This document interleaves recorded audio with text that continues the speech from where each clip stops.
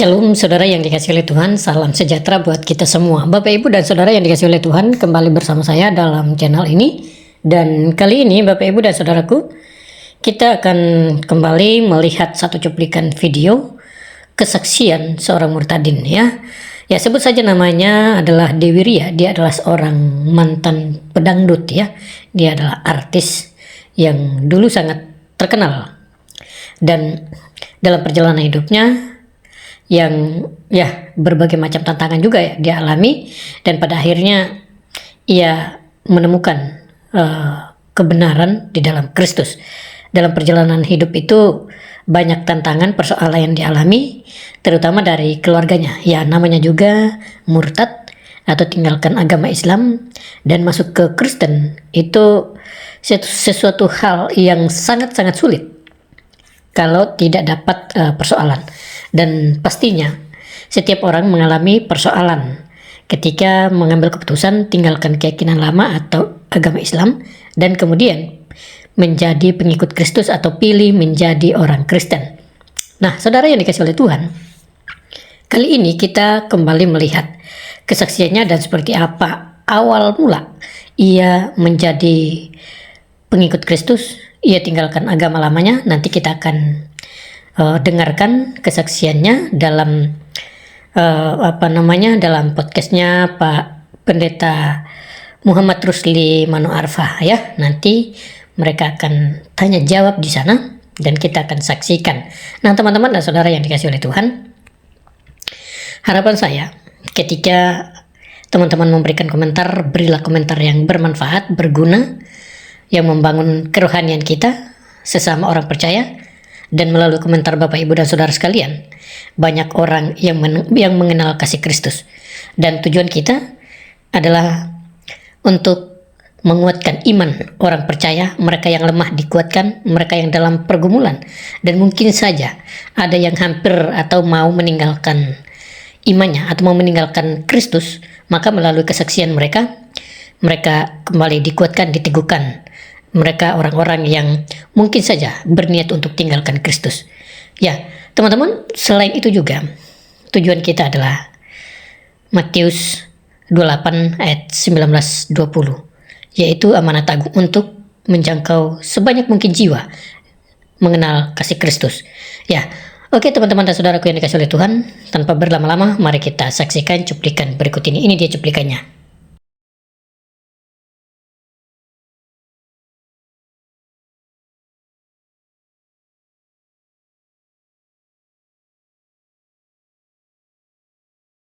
Ya, shalom Ibu Dewi Ria. Halo Mbak Rusli. Apa kabar? Alhamdulillah, puji Tuhan, baik Pak. Masya Allah, sehat? Masya Allah, tabarakallah. Ya, sehat Pak, Ya. puji Tuhan. Penuh damai sejahtera. Amin, amin. Ada sukacita? Haleluya, praise the Lord. Haleluya, dari wajahnya terpancar. Penuh dengan sukacita. Amin. Haleluya. Sukacita bukan karena kita nggak ada pergumulan. Betul. Tapi tantangan ada, kesulitan ada, pergumulan Ya. pasti ada. Tetapi selalu ada jalan keluar karena Tuhan Yesus beserta dengan kita. Amin, amin. Sukacita kan buah roh. Betul. Ibu Dewi, Ya di Pak. tengah tepuk tangan ribuan orang di zaman dulu, di tengah Ya. sorotan lampu panggung yang begitu semarak, Ya, apakah Ibu benar-benar bahagia waktu itu? kalau untuk bahagia waktu itu ya Pak ya, Ya. bahagia. Waktu belum mengenal Kristus ya. Jadi saya bahagia, itu merupakan suatu kebanggaan bahwa saya bisa mencapai di titik itu. Bisa jadi artis yang lumayan diperhitungkan pada saat itu, dan juga bayarannya juga lumayan waktu itu, lumayan tinggi gitu ya. Wow, Jadi luar biasa. jadi artis yang kalau sekarang mah dibilangnya apa ya, artis lah gitu, Viral, artis viral, TikTok, ya, viral. viral gitu ya, puji Tuhan. Tapi kebahagiaan yang dunia berikan itu nggak langgeng gitu ya, nggak kekal. Tidak seperti kebahagiaan, sukacita yang Tuhan Yesus berikan sama saya. Iya, Itu kekal adanya gitu. itu poin penting. Jadi yang itu harus kita dengar malam ini. kayak jadi kesombongan gitu loh Pak. Iya, betul. Tanpa kita sadari kita jadi sombong gitu. Ya. Gitu Pak. Oke, sebelum kita lanjut, Mungkin saya akan memperlihatkan dulu kejayaan Ibu Dewi di masa lalu, kan sebagai bukti bahwa Ibu Dewi itu di zaman itu memang sangat populer ya, sebagai seorang penyanyi dangdut yang luar biasa ya. Tuhan. Ini kita lihat gambar ini tahun berapa ya Bu Dewi ya? Tahun 90-an, Pak. Tahun 90-an Saya masih ya. SMA waktu itu ya. Wow. Ya, ada lagi, coba next kita lihat lagi. Nah, ini dia. Ini Ini lagu album kedua. apa ini ya? Lagu kedua, album kedua itu Perjaka dan Gadis Desa. Ya, cukup Luar terkenal biasa. juga itu dulu itu. Ya, Lagunya ya, ya, cuk ya. cuk cuk bimbi, seradang sarunai, kau ketuk itu di hati, cinta tergapai. Wow, suaranya masih oke ya. Iya, coba kita lihat lagi. Ada lagi nih next. Ya, ini dia. Ini Oh, kayaknya ini baru baru ya. ini Pak, ini album ke-6 saya bersama artis-artis zaman dulu. Jadi kita kayak silaturahmi gitu ya, silaturahmi Ya. sama mereka. Jadi kita bikin album supaya fans-fans kita itu masih ingat kita. Kan mereka Iya, kira kita penting udah itu. meninggal gitu kan ya Pak, gitu. Jadi kita Iya. reuni aja sih ini. Reuni Iya. aja ini tahun 2022 kalau nggak salah ya. Pas baru selesai Covid tuh. 2022 apa 2023 gitu. Kalau nggak salah ya Pak, gitu. Sepenggal lagunya gimana ini ya? Aduh, Duh, Selalu Pak, Rindu. Selalu lupa aku. Oke, nggak usah dipaksa. Biasa kalau lupa semakin diingat semakin jauh. Mm-mm. Tentu pertama kali manggung itu umur berapa ya? Saya manggung kelas 6 SD Pak. Kelas 6 SD, iya udah. Karena kan waktu itu bapak saya itu punya grup orkes Melayu gitu ya. Dangdut, terus punya sound system, panggung, semua bapak saya tuh punya. Dan kebetulan almarhum abah saya tuh pimpinan musik di Sri Mulat Surabaya gitu. Mama saya penyanyinya gitu. Luar biasa. Gitu. Iya. Jadi kelas 6 saya sudah dilatih untuk jadi, memang saya dilatih sama abah saya untuk jadi artis. Waduh, anaknya aja dia cantik begini, bagaimana mamanya ya? Aduh, luar biasa. Puji Tuhan. Iya Pak.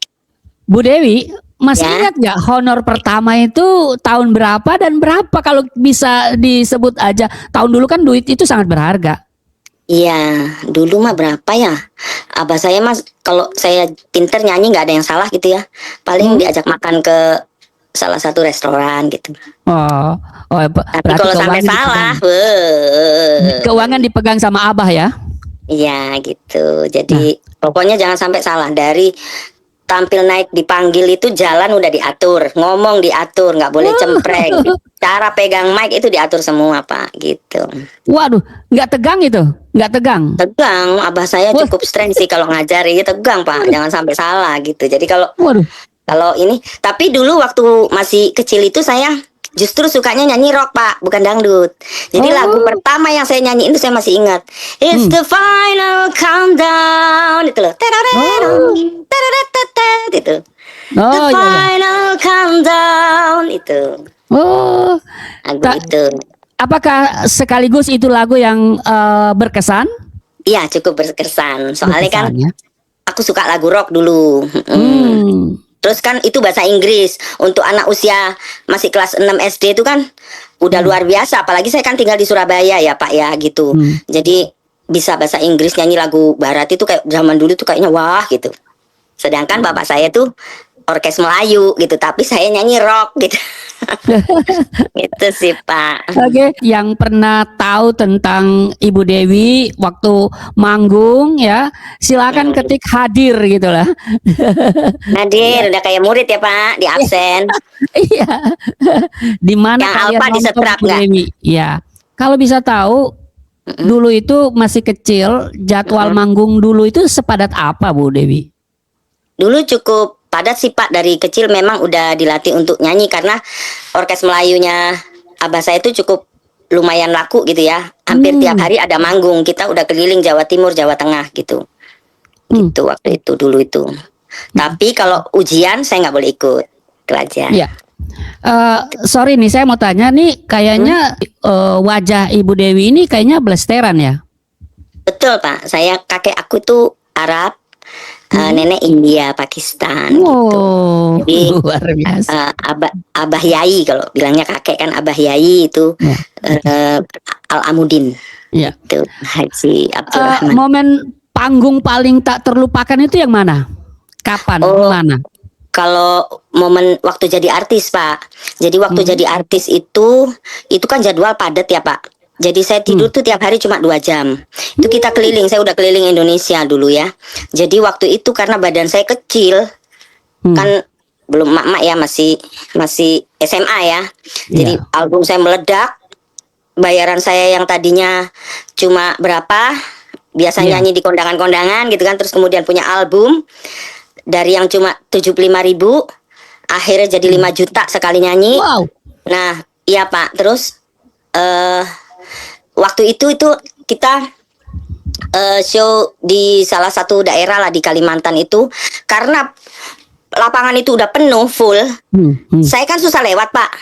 Jadilah saya itu digendong sama panitianya supaya saya bisa lewat gitu, karena badan saya kecil kan. Akhirnya ya udah itu, akhirnya saya sampai bisa naik di atas panggung gitu. Itu terus kalau fans-fans mau foto itu bisa nungguin saya bangun tidur di hotel, udah nunggu depan kamar. Itu saya sudah pernah alami gitu, Pak. Dari yang cuma 5 juta satu titik gitu, itu cuma nyanyi cuma 5 lagu gitu. Wow, itu luar Gitu. biasa ya. Ya, terus waktu di Aceh juga saya nyanyi. Kalau di Aceh tuh harus bisa sedikit-sedikit bahasa Aceh kan. Nah, kebetulan Iya. lagu saya itu kan lagu Melayu. Dipikir mereka saya tuh orang sana gitu. Adalah salah satu penonton tuh ngajakin saya kan suka ngajak penonton untuk naik ke panggung kan. Joget lah yang begitu sama saya gitu loh. Nah, itu saya diajak ngomong Aceh, saya nggak ngerti. Jadi mereka itu agak gimana? Loh, ternyata bukan orang Aceh gitu. Ya, seru sih gitu. Seru ya. Oke. Jadi kalau ingat di masa lalu, di zaman kita jaya ya, itu membuat kita semacam bangkit lagi semangat atau bagaimana? Enggak sih, biasa aja. Biasa aja ya. Biasa aja. Biasa aja. Ya Pak, soalnya nyanyi dari kecil jadi nggak kaget. Oh, oke. Oke nih Bu Dewi, Ya, orang melihat kemewahan, ya. tapi apa yang orang tidak pernah lihat dari kehidupan Ibu? Jadi gini, kalau kita sebagai entertainer itu kita kan harus profesional, Pak. Ya. Panitia yang ngundang kita itu nggak mau tahu, mau kita sakit, mau kita kurang tidur, mereka nggak mau tahu karena mereka udah merasa membayar kan. Nah, sedangkan saya itu sampai sakit pingsan-pingsan melulu karena kurang tidur, Pak. Jadilah saya itu dikit-dikit masuk klinik, suntik untuk badan fit ya gitu. Nah, itu saya biar lemes-lemes saya nyanyi, tapi tetap harus tampil profesional karena orang udah bayar mahal kita gitu. Terus harus tetap senyum walaupun kita sendiri lagi capek banget gitu, tetap harus senyum. Sedih nggak boleh kelihatan sedih gitu, nggak boleh salah nyanyi karena kan nanti orang kecewa dong, ini artis yang diundang kok modelannya gini gitu. Kelakuan juga orang lihat gitu. Kadang ada capeknya, maksudnya kan saya masih muda, pengen kayak yang lain gitu ya, main sama temen, jalan, nongkrong gitu kan. Tapi saya nggak ada waktu untuk itu gitu, Pak. Pokoknya harus nyari duit gitu saya. Pokoknya duit terus ya. Ya gitu, jadi kadang sehari itu cuma tidur 2 jam gitu. Nanti jam 4 subuh tidur, jam 6 bangun udah harus mandi. Nanti jadi juri lagi karaoke di radio-radio gitu, Pak. Paginya jam 9 harus on point gitu. Ya. Orang nggak Jadi- tahu kita lagi capek, iya. Betul. Gitu. Jadi Sakit.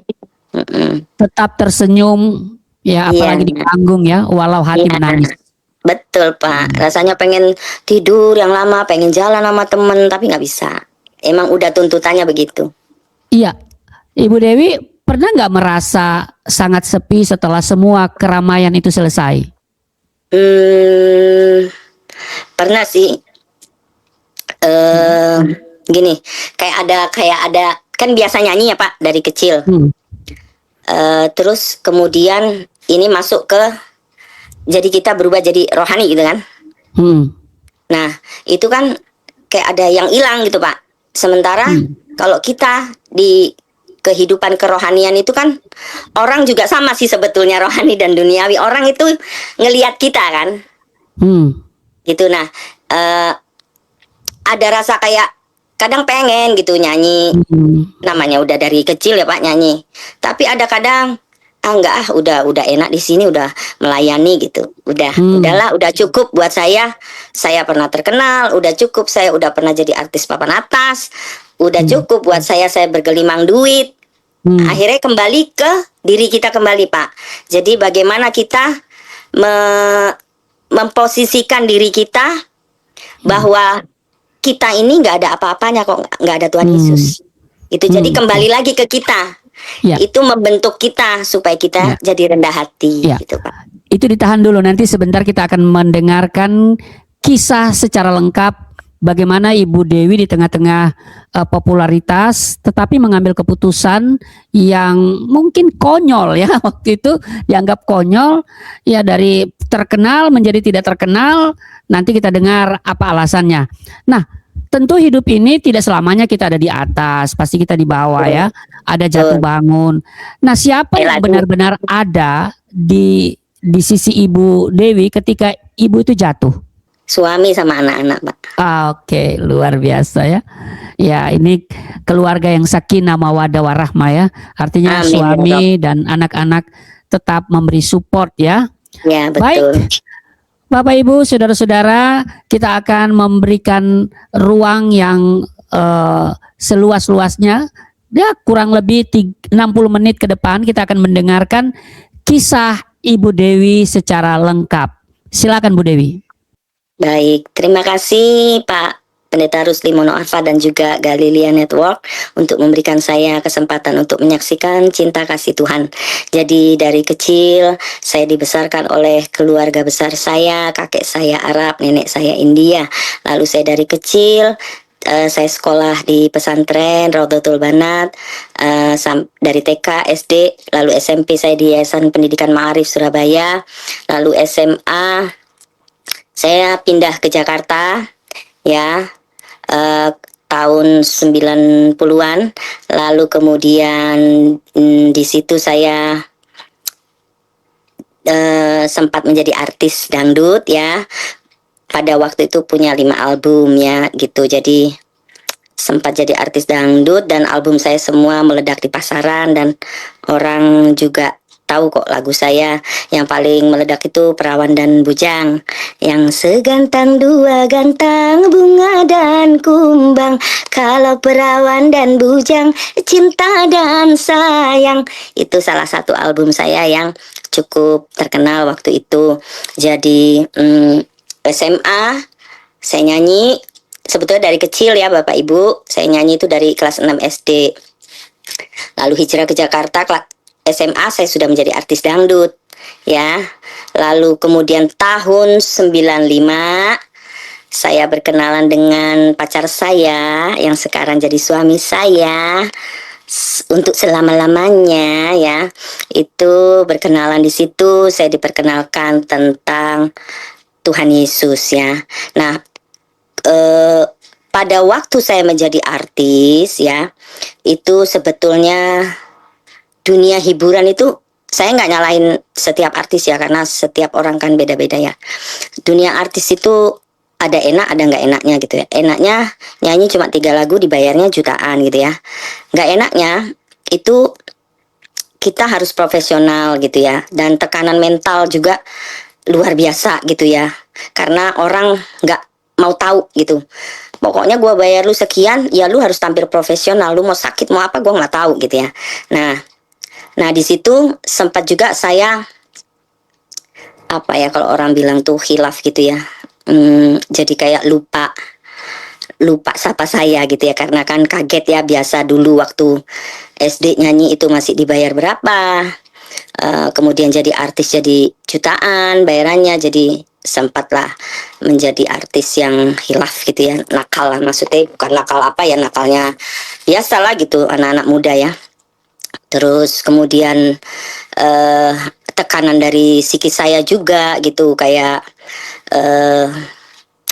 rasanya capek gitu, badan tuh capek nggak kuat, tapi karena jadwal show untuk tahun depan pun udah ada full tiap hari, pengen istirahat pengen tidur tapi nggak bisa, itu tekanan mental gitu.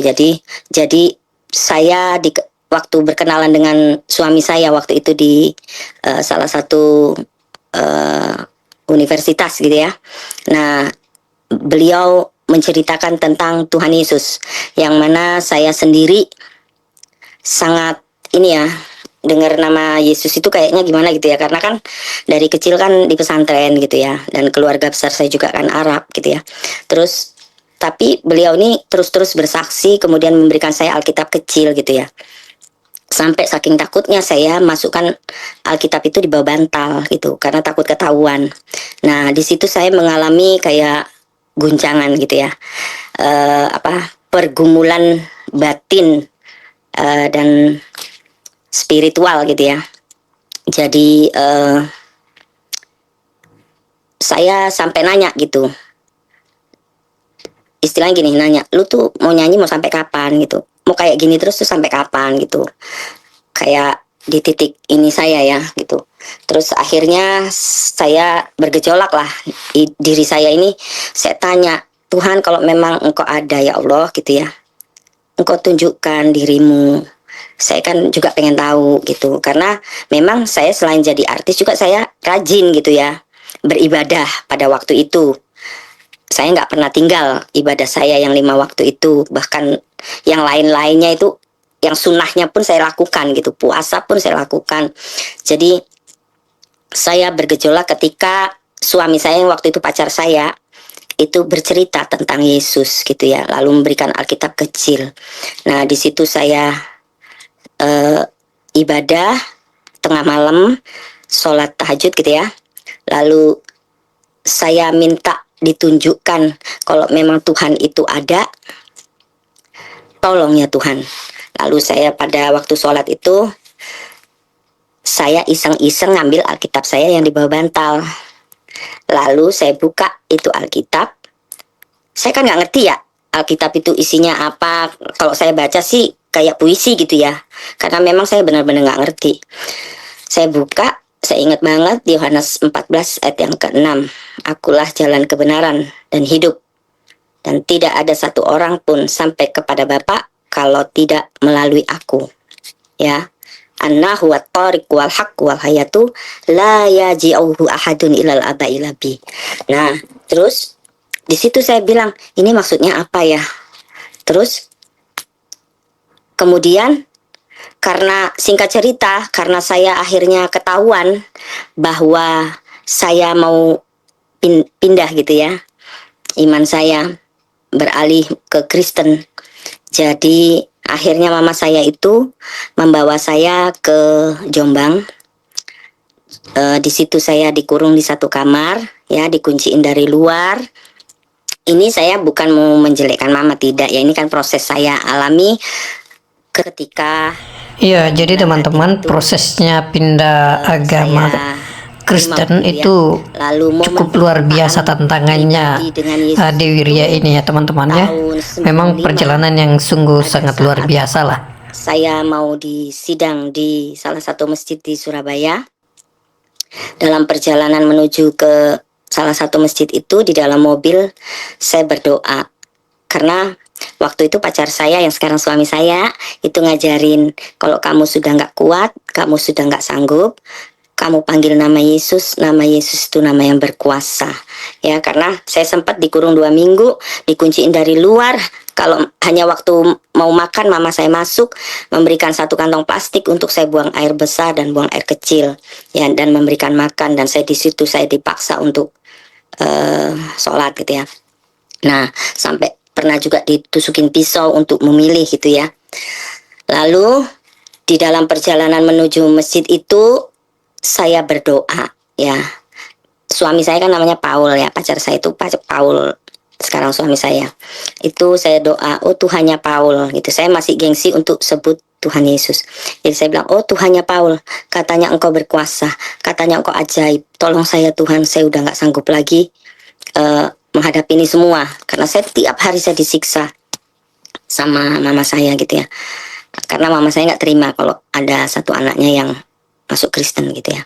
Terus akhirnya saya melihat sinar yang luar biasa. Saya melihat sesosok yang memakai jubah putih, ada mahkotanya, lalu ada suara, "Jangan takut anakku, aku menyertai kamu kemanapun kamu pergi." Nah, terus dalam doa saya nih ya, saya pikir itu hantu Bapak Ibu. Jadi saya nanya, "Kamu siapa?" Lalu dia jawab, "Akulah Yesus Kristus Tuhan. Akulah Tuhannya semua umat manusia. Dan aku akan datang untuk kedua kalinya menghakimi umat manusia. Jangan takut anakku, aku menyertai kamu kemanapun kamu pergi." Lalu saya bilang, "Amin." Gitu ya. Terus hilang deh tuh si sesosok yang pakai baju putih, Pak, ada mahkota tadi. Lalu satu mobil itu, karena kita naik mobil kan di menuju masjid itu kan, tapi nggak pakai AC Bapak Ibu, jadi kacanya dibuka, naik mobil hardtop. Lalu satu mobil itu berbau wangi gitu ya. Nah, waktu saya sudah terima Yesus, saya baru tahu kehadiran Tuhan itu seperti dupa yang wangi gitu ya. Hadirat Tuhan itu turun tuh seperti dupa yang wangi. Jadi saya percaya bau yang wangi waktu itu di mobil itu adalah Tuhan Yesus yang hadir dalam hidup saya.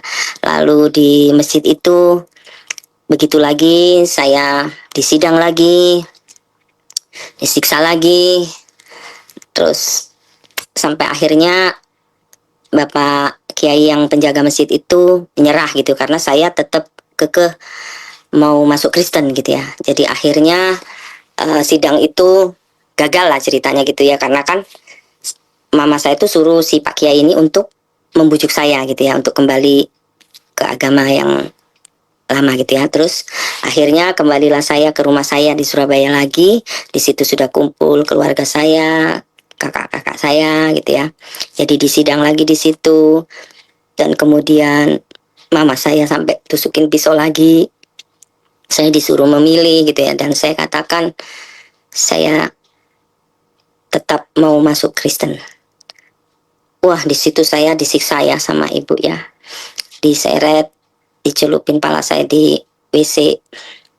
Pokoknya disiksa lah gitu. Terus pikiran saya waktu itu ya, wah ini saya mati nih. Tapi oleh karena kemurahan Tuhan, saya masih ada sampai sekarang. Jadi pikiran saya waktu itu, wah saya mati nih. Tapi saya nggak takut gitu loh. Karena aku mikirnya gini, kalaupun saya mati sekarang, saya percaya saya pasti masuk surga gitu ya. Nah, akhirnya di situ dilerai lah, karena mama saya udah kayak orang yang kalap lah, marah gitu ya. Jadi dilerai, saya diasingkan lagi ke Jombang. Pada waktu itu mau dimasukkan ke pesantren Tebu Ireng, dikurung di satu kamar itu ya. Akhirnya singkat cerita saya kabur lah dari Surabaya ke Jakarta gitu ya. Terus pergumulan mengambil keputusan, dan akhirnya karena saya sudah karena Tuhan Yesus sudah hadir menjumpai saya, di situ saya hakul yakin gitu ya, yakin bahwa Tuhannya orang Kristen, Tuhan yang kita sembah adalah Tuhan yang hidup gitu ya. Akhirnya saya ambil keputusan bahwa saya mau masuk Kristen. Nah, saya minta dibaptis ya. Saya kaburlah dari Surabaya itu, dari Jombang, kabur lewat jendela. Jadi saya kabur dari Jombang itu ke Jakarta gitu, ke rumah keluarga suami saya. Dan puji Tuhan, keluarga suami saya terima saya dengan baik, dan saya juga tanda tangan di atas kertas matre 3 rangkap ya, bahwa yang pertama saya masuk Kristen itu atas kemauan sendiri. Yang kedua, saya dibaptis itu karena kemauan sendiri. Yang ketiga, saya kabur dari rumah juga itu kemauan sendiri. Jadi 3 rangkap itu masih ada Bapak Ibu, tulisan tangan saya sendiri sama matre gitu ya. Dan akhirnya saya belajarlah, sebelum dibaptis saya belajar dulu Tritunggal Allah ya. Lalu supaya mantep nih, masuk Kristennya nggak main-main gitu ya. Terus akhirnya kemudian kami menikah, dibaptis, menikah, dan puji Tuhan saya dikaruniai 3 orang anak ya. Secara mental waktu itu juga saya itu bingung gitu ya. Saya tuh takut karena saya kan tulang punggung ya pada waktu itu ya, tulang punggung keluarga. Kalau saya sampai masuk Kristen, nanti mama saya gimana gitu ya. takut nanti kalau meninggal nanti dituduhnya saya nih gitu ya, gara-gara kamu nih ibu sampai meninggal gitu kan. Itu tapi saya terus berdoa gitu ya, bahwa Tuhan itu nggak ada yang mustahil. Bagi Tuhan tidak ada yang mustahil. Kalau Tuhan sudah memilih saya, Tuhan juga yang menyempurnakan semuanya gitu. Akhirnya puji Tuhan kami menikah tahun 95, dan saya sempat tinggal di Pastori. Kebetulan suami saya itu, almarhum mertua saya itu gembala GPDI di Watampone, Makassar. Itu 4 jam ya, kalau naik mobil itu 4 jam dari Makassar. Itu saya sempat 5 tahun tinggal di Pastori. Jadi saya di situ ibaratnya yang dari pesantren terus tinggal di Pastori gitu ya. Tapi puji Tuhan, Tuhan itu baik. Jadi Tuhan ngajarin saya itu memang dari nol. Dari saya tidak tahu baca Alkitab, dari saya tidak tahu berdoa ya, cara doa, doanya orang Kristen gitu ya, sampai puji Tuhan, Tuhan tuntun satu persatu gitu ya. Tuhan yang selesaikan semua gitu ya. Lalu reaksi keluarga besar itu ya sempat ya, makanya dibikin 3 rangkap tadi perjanjian, pernyataan saya itu ya, supaya tidak ada tuntutan di kemudian hari.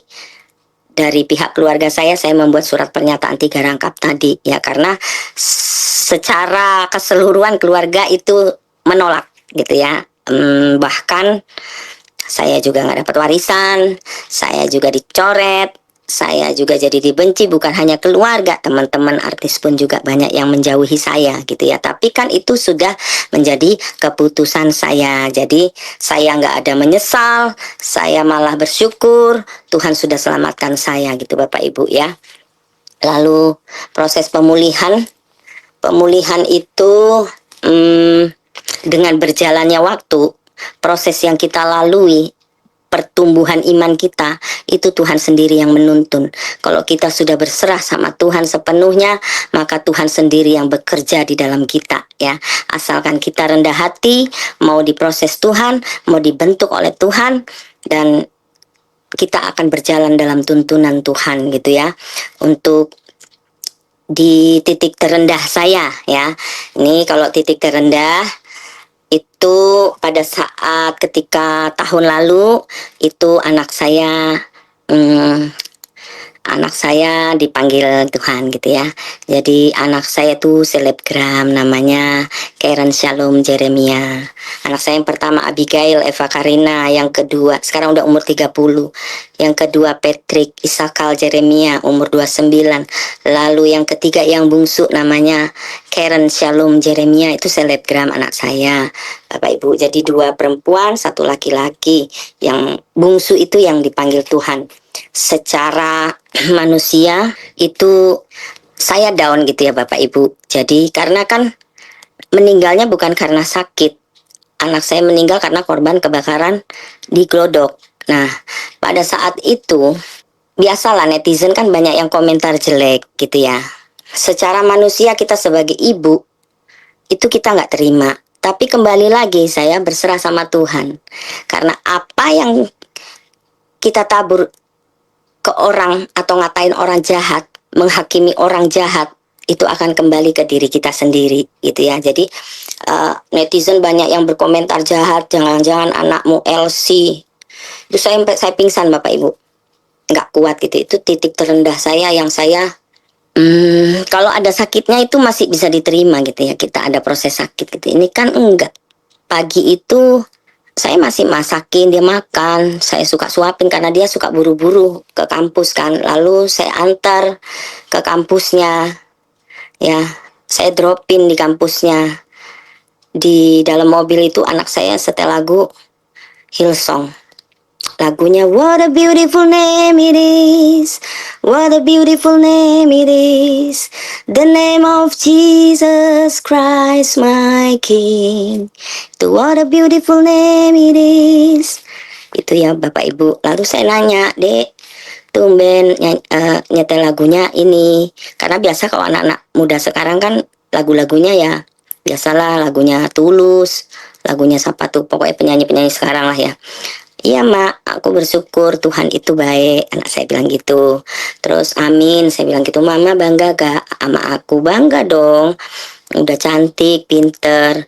Puji Tuhan anak saya tuh yang almarhum itu lulus cum laude 3,5 tahun. IPK-nya 395. Jurusan hukum pidana. Ya, jadi saya tahu anak saya karena sehari-harinya sama saya. Dia syuting endorsan pun saya yang nganter. Mau dari pagi sampai malam tuh saya yang nganter. Hari-harinya saya yang nganterin gitu ya. Secara manusia saya nggak terima kalau anak saya dibilang Elsie lah. Namanya Shalom. Ada lagi bapak ibu yang ngatain itu namanya Shalom tapi kok perginya ke sana. Jadi rupanya itu kan tempat karaoke di Glodok. Itu tuh saya baru tahu ketika diberita karena anak saya itu nggak ngomong pergi ke situ. Waktu di mobil itu dia cuma bilang, mah nanti aku pulang jam 9 malam karena jam 4 sore itu ada acara syukuran grup anak-anak perdata, jurusan perdata. Kebetulan anak saya itu ngelesin anak-anak jurusan perdata ini ada 5 orang ya supaya mereka itu lulus cum laude. Anak saya tuh seneng kalau ada yang lulus gitu, maksudnya jangan lama-lama kuliah karena kasihan mama papamu tuh biayain kamu gitu kan. Nah akhirnya pas hari H itu ada syukuran di Cipete, jadi saya tahunya di Cipete bapak ibu ya.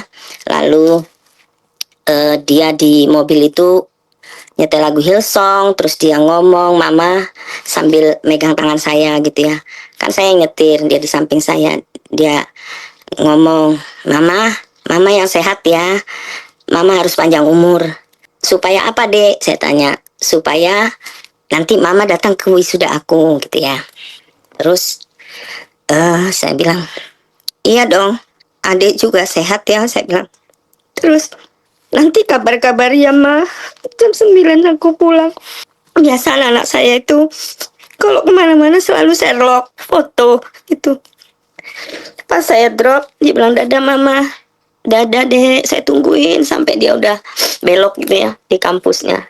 Kemudian saya nggak ada firasat apa-apa ya bapak ibu. Saya pulang habis nganter dia. Jam 7 malam saya sempat WA anak saya ini, dek nanti kamu pulang jam 9 kan? Terus dia masih jawab iya mah. Lalu jam 9 malam, harusnya hari H itu anak saya ikut saya ke Pondok Indah Mall, tapi dia ngerayain teman-temannya itu di Cipete gitu ya, di restoran. Terus jam 9 malam saya WA, dek udah sampai mana? Centang 1. Dua-dua handphonenya tuh centang 1. Wah ini nggak beres nih, karena nggak pernah anak-anak saya nggak ada yang centang 1 gitu, nggak ada, selalu Sherlock, selalu ini. Terus jam 9 lewat seperempat saya WA lagi, dek udah sampai mana? Lu kok centang 1 semua, setengah 10. Akhirnya saya telepon dua-dua handphonenya kok mati, nggak aktif gitu ya. Saya telepon teman-temannya yang jurusan perdata itu, kemana? Karen kamu lihat nggak? Iya tante, tadi memang kita ada syukuran jam 4, Karen datang, tapi Karen pulang duluan jam 5 pas setengah 6, katanya gue buru-buru mau ada urusan gitu ya. Terus saya tanya, kamu lihat nggak Karen naik apa gitu kan? Terus mereka bilang enggak tante, nggak tahu. Nah sempat terlihat di CCTV rumah saya, dia sempat pulang rupanya. Terus nggak lama dia pergi gitu ya. Akhirnya kita gelisah lah satu malam itu ya. Gelisah satu malam, nggak ada yang bisa tidur. Karena nggak biasanya anak saya kayak gini gitu ya. Sampai saya telepon teman-teman yang lain nggak ada yang tahu. Nah besok paginya suami saya lihat berita gitu ya, kebakaran di Glodok. Nah suami saya bilang, kok saya feeling Karen ada di sini ya yang. Saya bilang nggak mungkin, dia kan izin ke saya itu ke Cipete, ngapain dia sampai jauh-jauh ke sana, saya bilang gitu. Terus enggak yang, saya feeling Karen ada di sini. Terus kita sekeluarga sampai kakaknya juga nggak kerja gitu ya, cari gimana nih caranya. Karen itu kan temennya seantero gitu ya, dan kebetulan anak saya itu juga kan punya diriin akun gitu, namanya akun Ambisi Karen, panggilan anak saya itu K, Ambisi Karen gitu ya. Jadi akun ini menolong orang-orang anak-anak seluruh Indonesia untuk memberikan belajar gratis supaya bisa masuk universitas negeri gitu ya. Dan anak saya mendatangkan guru-guru yang memang kompeten gitu, yang dari universitas-universitas negeri gitu ya. Jadi akun Ambiski ini dari seluruh Indonesia followernya gitu. Puji Tuhan, melalui akun Ambiske ini banyak yang masuk gitu di universitas negeri tanpa harus membayar uang. Biasanya kalau mau masuk universitas negeri itu kan kita harus kursus ya, adalah apa gitu, bayarnya kan belasan juta gitu ya supaya bisa masuk negeri. Tapi ini anak saya, akun Ambiske itu nggak usah bayar gitu, gratis, menolong orang-orang yang kurang mampu untuk bisa, supaya anaknya bisa masuk negeri. Jadi saya tanya semua, nggak ada yang tahu kemana anak saya. Akhirnya coba-coba kakaknya itu lihat di laptop, coba ambil laptop adikmu. Nah, puji Tuhannya laptopnya itu belum di lock out gitu ya. Jadi disitulah saya tahu bahwa anak saya waktu jam 7 malam itu dia foto di parkiran di Glodok Plaza gitu. Kak, aku udah sampai di sini. Terus Kak, adalah namanya Desti, selebgram juga. Nah, Desti ini yang ngundang anak saya gitu. Nah, tapi aku nggak bisa lama-lama, ini di laptopnya ya Bapak Ibu yang nyambung di WhatsApp-nya Karen. Nah, tapi aku nggak bisa lama-lama ya Kak. Di sini saya udah janji sama mamaku jam 9 pulang. Si Desti ngomong, jawab, iya Dek, nggak apa-apa. Nanti jam 9 pulang. Oke Kak, ini aku udah di parkiran. Terus ya udah naik aja. Terus anak saya nanya, naik kemana? Kalau lu nggak tahu, tanya security gitu kan. Akhirnya anak saya katanya nanya security. Dan security ini nganterin sampai di lift. Di lantai 9 yang tempat kebakaran itu. Nah, terbuka lah semua di situ. Akhirnya kita tahu bahwa Karen, anak saya itu ada di sana. Lalu hari itu juga bapaknya langsung ke Glodok ya, di tempat kebakaran. Dan bapaknya nanya di salah satu security itu yang kebetulan nganter anak saya. Bapak tahu nggak anak saya ini? Dikasih lihat fotonya. Oh Pak, ini saya nggak bisa lupa anaknya Bapak. Ini dia anaknya, cantik katanya, beda auranya dengan yang lain. Dan dia saya anterin sampai di lift. Dia nanya masuknya di mana, lantai 9 itu di mana gitu, karena kan nggak tahu gitu ya. Akhirnya dia satpam itu kebetulan yang nganterin anak saya sampai di lift, naik di lantai 9. Nah, singkat cerita, kita semua isi data-data di rumah sakit Polri, lalu diambil DNA, itu tes DNA ya, saya sama suami saya, dan itu selama 2 minggu nunggu tes DNA itu luar biasa Bapak Ibu ya. Jadi nunggu kepastian gitu loh, apakah anak saya masih hidup atau udah nggak ada gitu ya. Itu nunggu itu lama, dan itu saya cuma berdoa. Saya bilang, Tuhan, saya udah serahkan semua ke dalam tangan-Mu. Saya berharap, namanya orang tua ya, Tuhan memberikan mujizat. Kan ada tuh cerita kesaksian bahwa ada yang waktu menghadapi kebakaran, anaknya dilempar Tuhan kemana gitu kan, hidup. Saya masih berharap seperti kesaksian orang itu gitu. Anak saya hidup. Di pas 2 minggu sebelum pihak rumah sakit Polri memberitahu DNA itu, hasil DNA-nya, itu kami berdoa. Jadi tiap malam kami mesbah doa, karena kita semua nggak ada yang bisa tidur ya. Jadi doa, saya cuma bilang, Tuhan terserah.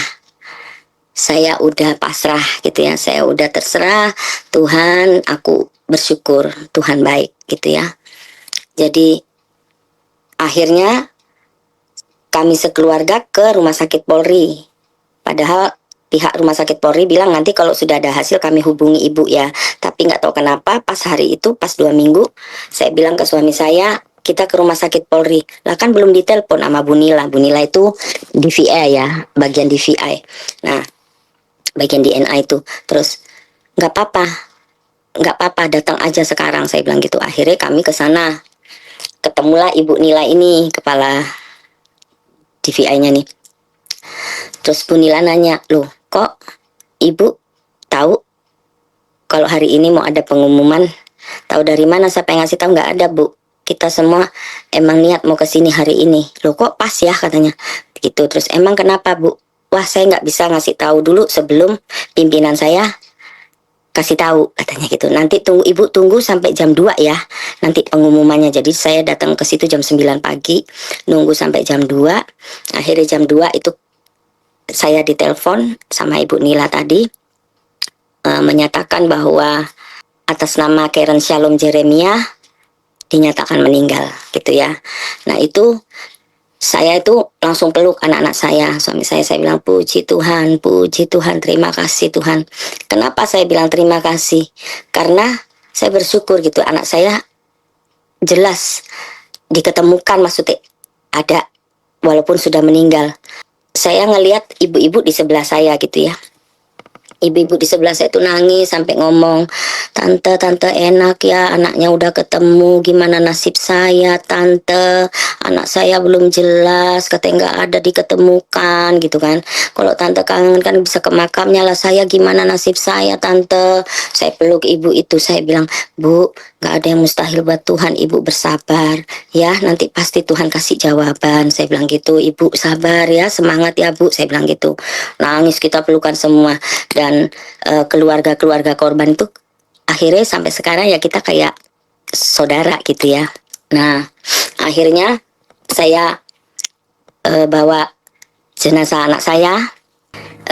Saya nggak pernah kecewa ya sama Tuhan. Saya cuma bilang dari awal kejadian sampai sekarang saya cuma bilang terima kasih Tuhan Yesus, Engkau baik buat aku. Kalau aku tuh masih ada sampai sekarang, bisa kuat sampai kayak gini, itu karena Tuhan gitu ya. Karena kalau kita nggak berserah sama Tuhan, itu kita nggak kuat Bapak Ibu gitu ya. Jadi saya cuma bilang bersyukur. Karena banyak juga keluarga korban yang belum teridentifikasi itu sampai sekarang ada 8 orang. Dan saya nggak nyalain anak saya, nggak ada yang perlu disalahkan. Ya mungkin dia juga takut mau minta izin ke saya, pasti saya nggak kasih gitu ya. Dan dia di situ hanya diundang ulang tahun. Jadi yang ulang tahun tuh pramugari itu selebgram juga. Jadi mungkin sesama selebgram gitu ya. Undangan ulang tahun, dan aku percaya anakku itu sudah di Taman Firdaus gitu ya. Nah titik terendah saya di situ rasanya tuh Bapak Ibu ya, ditinggal mendadak meninggal anak itu kayak jiwa kita ini, badan kita ini, separuh badan kita ini kayak hilang gitu ya. Tapi kalau kita kenal Tuhan kita, kita mengalami Tuhan Yesus, kita mengenal Tuhan yang kita sembah, bahwa janjinya di dalam Yohanes 14 ayat yang ketiga berkata bahwa aku menyediakan tempat bagimu, di mana aku berada, kamu berada. Nah, Tuhan berada kan di surga ya. Jadi kita ini warga kerajaan surga. KTP kita ini warga kerajaan surga. Jadi kalau kita kenal Tuhan yang kita sembah, kalau kita mengalami perjumpaan pribadi dengan Tuhan, kita nggak akan gampang kecewa gitu Bapak Ibu. Jadi apapun yang terjadi sama hidup saya gitu ya, proses yang saya alami itu membuat saya kuat ya. Terus tadinya yang netizen itu menghakimi anak saya, yang saya sampai pingsan berapa kali itu, nggak tahu deh, masuk rumah sakit gitu karena saya sesek gitu baca itu ya. Apa ya, kok orang kejam banget gitu, yang tahu anak saya itu kan saya gitu ya, hari-harinya sama saya gitu kan, syuting aja saya yang nganter, kemana-mana dia saya nganter, kok orang begitu kejamnya menghakimi. Tapi saya nggak nyalahin juga netizen itu, mulut orang itu nggak ada tulangnya Bapak Ibu ya, terserah mereka mau menghakimi kayak apa. Jadi kan awal-awal memang saya kesel, tapi lama-lama makin kesini saya mau bodo amat gitu ya, karena yang tahu anak saya kan saya gitu ya. Jadi buat saya titik terendah saya itu waktu kehilangan anak saya. Sempat saya waktu itu banyak undangan layanan, karena saya belum siap gitu ya Bapak Ibu. Bukan saya kecewa Tuhan ya, enggak, belum siap, karena kan kalau pelayanan itu kan kita harus fokus gitu kan. Nah saya belum siap, jadi banyak yang saya cancel juga gitu. Tapi puji Tuhan, banyak podcast juga yang ngundang saya, dan puji Tuhan ya ada yang komentar baik, ada yang komentar buruk. Saya juga udah nggak peduli gitu ya. Pokoknya Tuhan tahu hati saya gitu, karena sekarang ibarat kata ya Bapak Ibu ya, banyak kok ibu-ibu juga yang ulang tahun di tempat karaoke, ya kan? Arisan di karaoke gitu loh, maksudnya nggak munafik gitu ya, banyak kok gitu. Terus apa salahnya kalau anak saya ke tempat karaoke gitu? Terus kenapa? Itu kan dia ngerayain ulang tahun temennya gitu kan. Nah, aku percaya Yesus sudah menyediakan tempat buat anak saya gitu. Jadi itu penghiburan yang sejati, itu hanya itu gitu ya. Kalau untuk saat-saat ini masih sering menangis gitu ya. Ya namanya kangen gitu ya. Bukan karena apa ya, nangisnya ya karena kangen Bapak Ibu, karena kan hari-harinya kan sama saya gitu.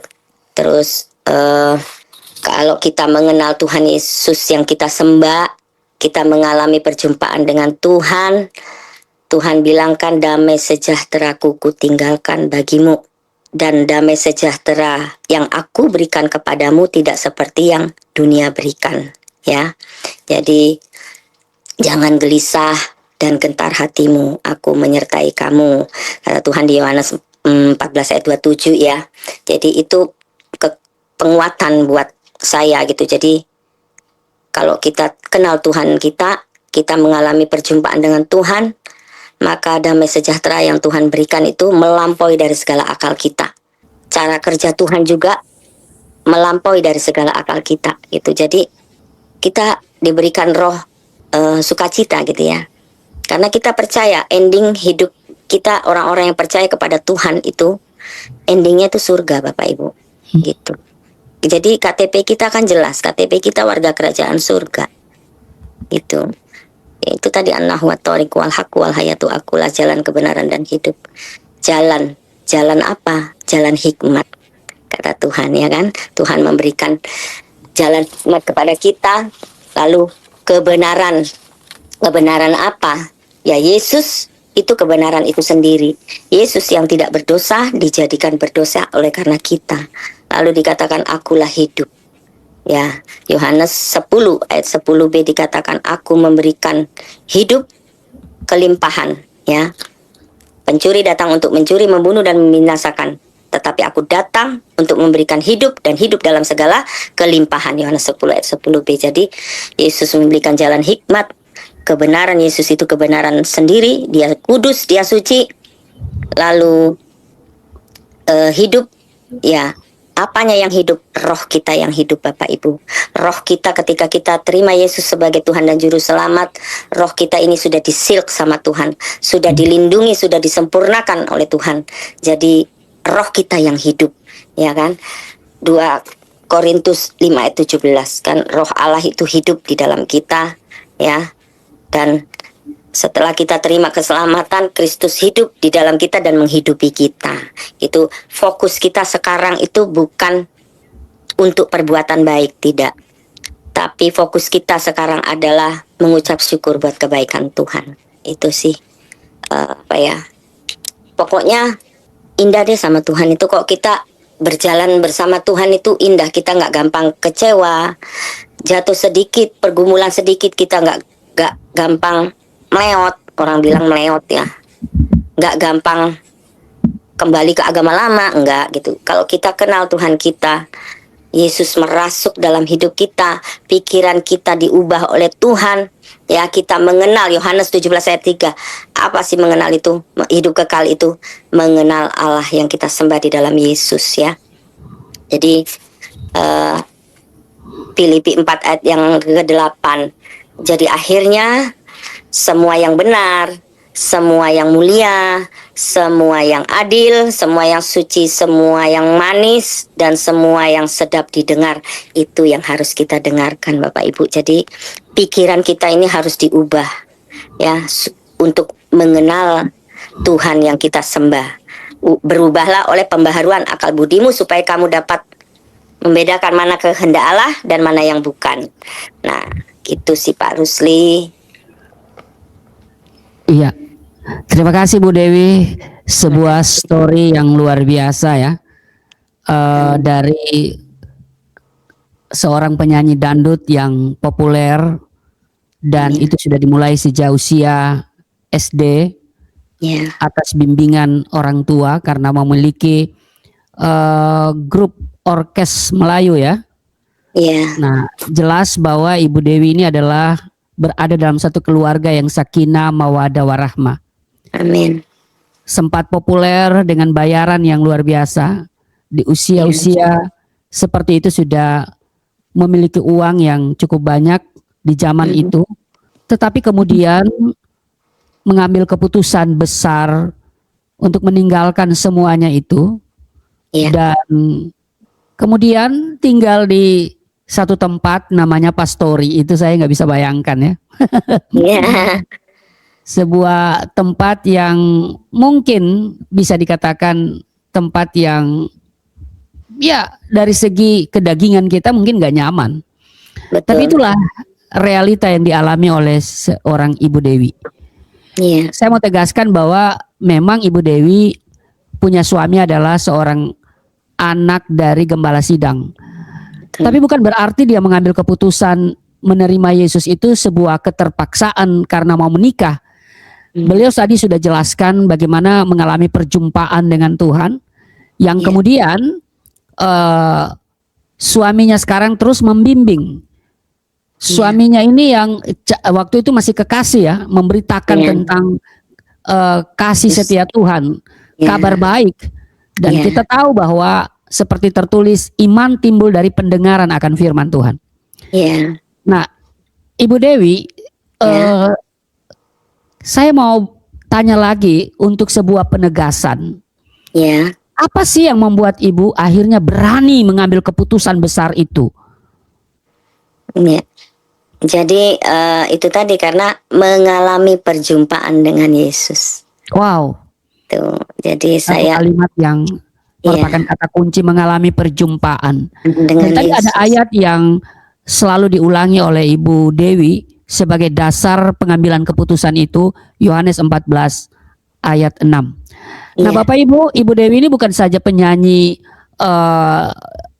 penyanyi dangdut duniawi, tapi ketika dia sudah menjadi Kristen, beliau ini juga mau memiliki album dangdut rohani.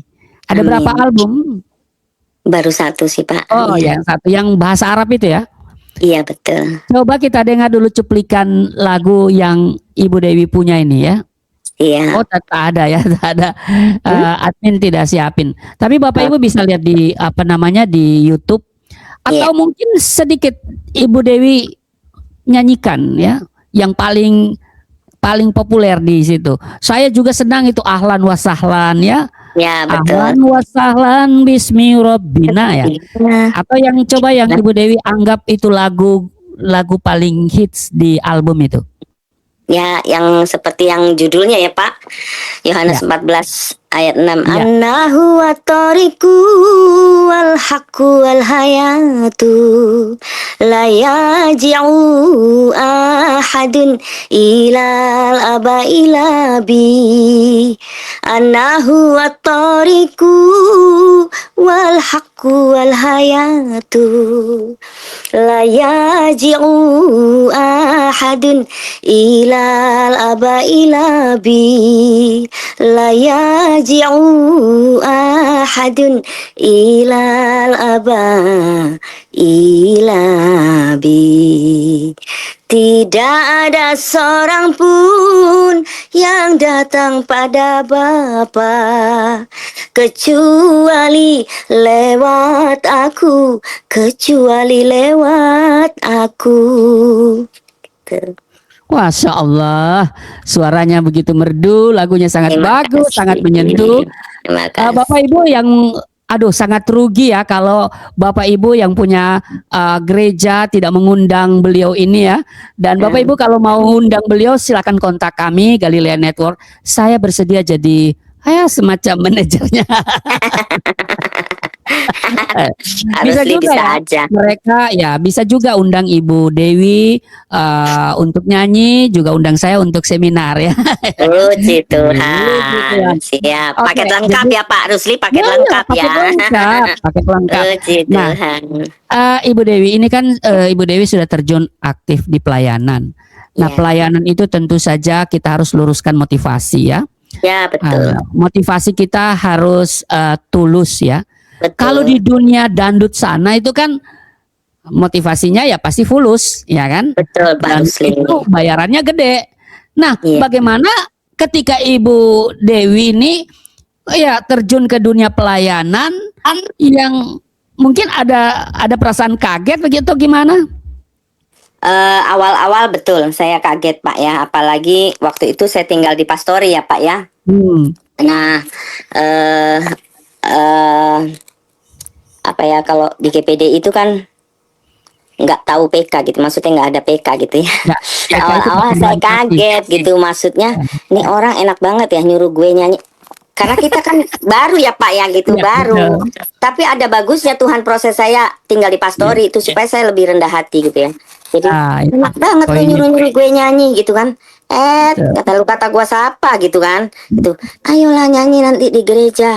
Terus belum lagi suruh kesaksian. Lah, bayarannya emang berapa? Saya nanya tuh waktu awal-awal Pak Rusli karena nggak tahu.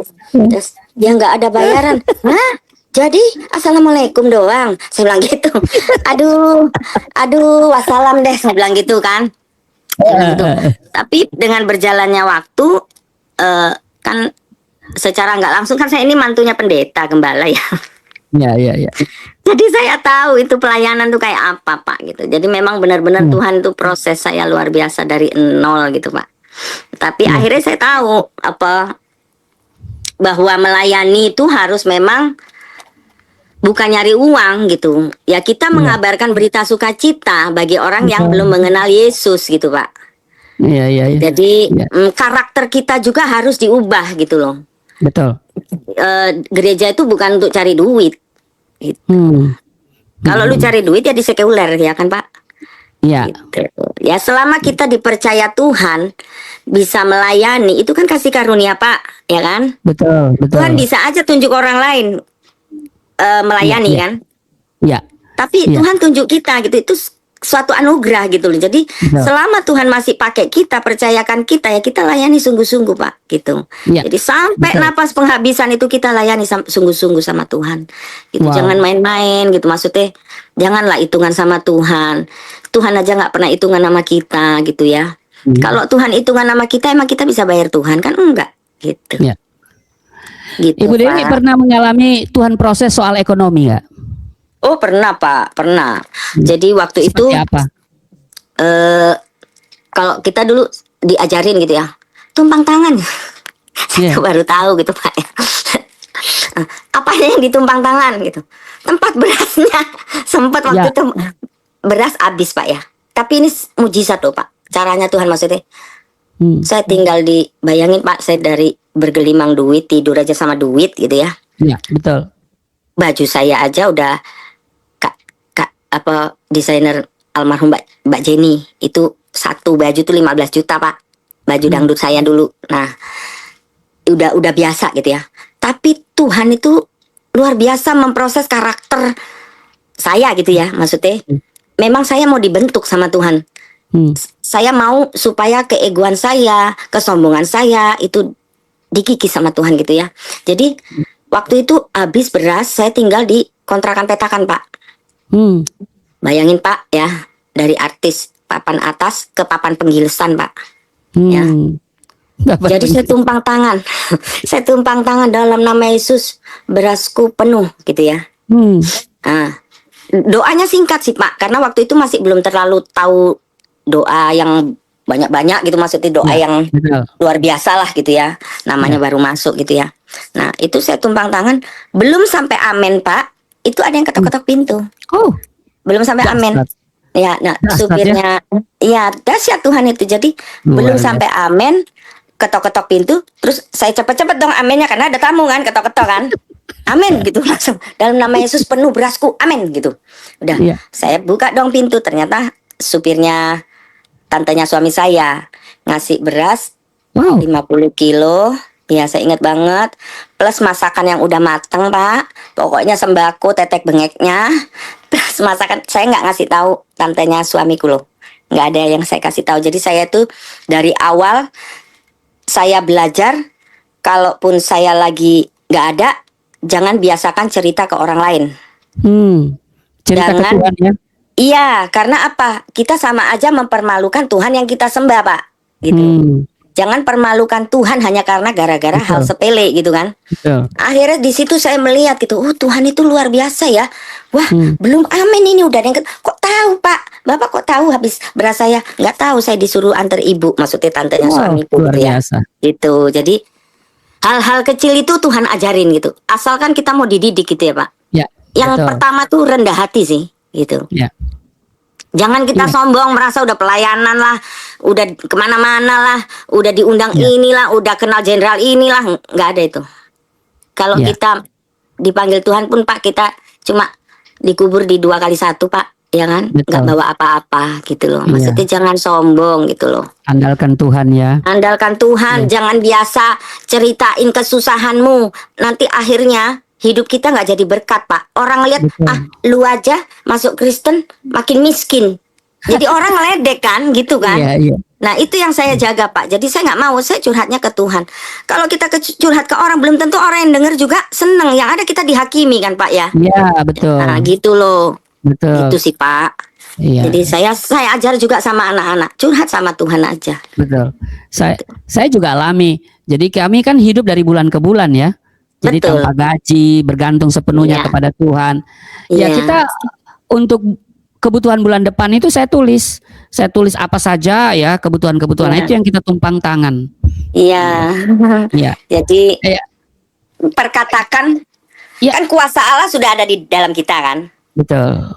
Betul. Jadi kuasa yang Tuhan berikan tuh besar dalam kita. Tergantung Iya. kitanya mau manifestasikan kuasa Allah itu Betul. atau enggak. Jadi kita perkatakan itu ini janji Tuhan aja gitu loh. Iya. Oke Bu Dewi, ada yang mau masuk nih ya, saya masukkan ke room ini untuk Oke. interaktif. Ya, shalom Ibu. Salam. Ibu Ila, ini anggota saya, Misi Esther. Wah. Luar biasa. Beliau pengawas di Misi Esther. Oh, iya. Iya. Bu Ila apa kabar? Baik, puji Tuhan. Oke, jadi Bapak Ibu, saudara-saudara, Ibu Dewi ini aktif dalam pelayanan, dan jika Bapak Ibu ingin mengundang beliau, silakan hubungi kami Galilea Network. Ada nomor telepon di kolom deskripsi ya. Dan Ibu Dewi ini hari-hari ini juga memberi diri untuk Misi Esther Indonesia. Ini pelayanan bentuk apa nih Bu Dewi? Coba ceritakan dulu sedikit. Jadi tahun 2017 sebetulnya ya, saya tuh pengen punya wadah pelayanan yang kita melayani bukan di gereja ya, tapi di jalanan gitu ya. Terus ke panti-panti, lalu saya doa sama Tuhan, saya pengen Tuhan kayak gitu. Terus ya udah, kamu misi aja gitu kan. Tuhan bilang, iya namanya apa Tuhan? Saya doa puasa kan waktu itu, lalu Tuhan kasih Esther gitu. Jadi depannya saya kasih Misi Esther gitu Pak. Jadi kami melayani ke panti ODGJ, ke anak-anak jalanan, ke panti jompo gitu Pak. Udah tahun ini, Desember ini ke 8 tahun. Iya. Baik Ibu Ila, apa yang mau disampaikan? Silakan. Saya merasa terberkati ya mengenal Bu Dewi dengan perjalanan hidup yang saya dengar langsung sendiri dari Bu Dewi, dan saya juga merasa terpanggil ikut bergabung dengan Misi Esther. Dari tadi saya dengerin ini ya, saya kembali apa yang dibilang tadi oleh Bu Dewi, apa yang kita afirmasikan dengan mulut kita sendiri bisa terjadi benar-benar dalam pertolongan Tuhan. Saya juga pernah ngalamin baru-baru ini ketika saya ke luar negeri. Saya bisa berangkat, Tuhan cukupkan, Tuhan mampukan. Terus di luar negeri saya mengalami sesuatu yang membuat saya sekali yang sehubungan dengan perusahaan. Pada saat mau ngecek rekening perusahaan, karena ada tugas yang mau dilakukan antara saya dan anak buah saya di Jakarta. tiba-tiba itu dihack gitu loh Pak. Terus saya cuma bilang gini, terus waktu saya buka lagi nggak bisa gitu, dihack sama scammer kan. Waktu saya buka lagi nggak bisa, saya bilang gini, Tuhan kan saya udah bilang kalau saya mau pergi itu saya mau aman semua, kerjaan aman, segalanya aman. Dan itu 3 hari 3 malam tuh saya nggak bisa tidur mikirin itu. Saya selalu ucapkan, Tuhan aku percaya kau pasti tidak permalukan aku. Dan benar begitu, sebelum saya sampai ke Indonesia, rekening itu benar-benar dibuka lagi dengan pertolongan orang-orang yang menolong kita. Tadi kan sempat mati tuh mic-nya, Ya. Bu Ila. Aku nggak kedengeran Bu Ila ngomong apa, Pak Rusli ngomong apa, saya nggak dengar. Oh, tapi di YouTube keluar, di YouTube keluar. Oke, baik. Iya. Ada, iya. Tadi Ibu Ila itu memberikan kesaksian bagaimana pertolongan Tuhan, ya. Iya, Ya, udah dengar Ibu Dewi ya? dengar Pak. Oke. Ada lagi Ibu Ila yang mau ditanyakan atau yang mau disampaikan? Tetaplah Bu Dewi berjuang melayani Tuhan.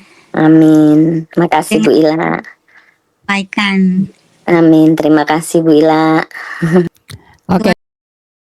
Ya, puji nama Tuhan Bapak Ibu Saudara ya, kesaksian yang sungguh sangat luar biasa di mana Murtadin ini menyampaikan kesaksian di mana pertolongan Tuhan yang sungguh sangat luar biasa dalam kehidupannya, yang walaupun tantangan juga gak main-main. Bahkan ya kalau kita dengar dalam kesaksiannya tadi itu dikucilkan, bukan dikucilkan ya, dikurung dalam kamar dan hendak mau pisah dengan suaminya dan lain sebagainya lah ya. Tapi ya itulah pertolongan Tuhan, itu sangat sungguh hebat dan ajaib.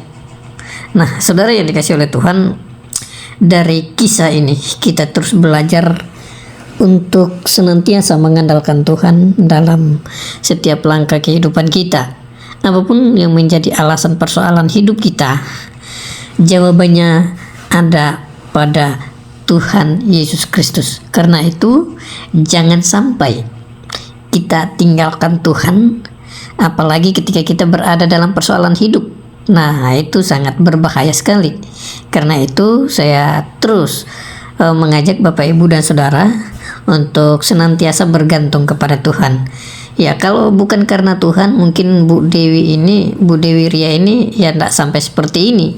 Dan akhirnya sampai sekarang Bu Dewi Ria ini menjadi seorang pelayan Tuhan ya. Ini misinya sangat sungguh luar biasa, pekerjaan yang sangat mulia, di mana penjangkauan utamanya ini saat ini yaitu misi Esther ya teman-teman ya. Nah kalau ada yang mau mendukung yang ingin mendukung pelayanannya, silakan hubungi beliau melalui channel Galilea Network ya, Pak Pendeta Rusli Manoarfa. Bisa teman-teman atau Bapak Ibu Saudara sekalian menghubungi. Nanti cek saja link YouTube-nya Pendeta Rusli Manoarfa, yaitu channel Galilea Network. Nanti cek saja untuk mendukung pelayanan Bu Dewi Ria. Nah ya saudara sekalian, kembali pelayanan ini yang saya bilang tadi, pelayanan beliau, pelayanan misi ini pelayanan yang sangat mulia, di mana tujuan utama beliau adalah menjangkau orang-orang yang terabaikan, yang tersisihkan, orang-orang yang anak-anak jalanan ya. Anak-anak jalanan ini kan ya bukan berarti mereka tidak punya keluarga ya, tapi kebanyakan anak-anak jalanan ini mereka diusir dari keluarga, mereka diusir dari rumah, diusir oleh keluarga mereka dan terlantar dan lain sebagainya lah. Akhirnya ya seperti itulah yang kita lihat di mana-mana ya, menjadi anak jalanan. Dan bukan mereka saja yang terusir, tetapi yang tidak punya tempat banyak ya, banyak yang ada di bawah kolong jembatan dan lain sebagainya. Nah inilah yang menjadi target-target mereka. Tujuannya adalah untuk memanusiakan mereka dengan cara yang baik dan benar, karena mereka adalah manusia yang menjadi objek Tuhan untuk menjadi tujuan utama Tuhan datang ke dunia ini ya. Harus diperhatikan orang-orang miskin, orang-orang yang terlantar, anak-anak jalanan, dan inilah pelayanan di Wiria. Nah teman-teman, kembali ke kesaksian tadi, harapan saya melalui kesaksian beliau ini Bapak Ibu Saudara diberkati ya. Oke, demikian dari saya Bapak Ibu Saudara sekalian, kiranya Tuhan Yesus memberkati dan salam sejahtera buat kita semua. Jangan lupa like, komen, dan subscribe serta share video-video yang ada di channel ini maupun di channel-channel kesaksian Murtadin lainnya dimanapun Anda menonton, supaya melalui kesaksian mereka banyak orang yang dimenangkan, ya. Demikian dari saya, kiranya Tuhan memberkati. Shalom.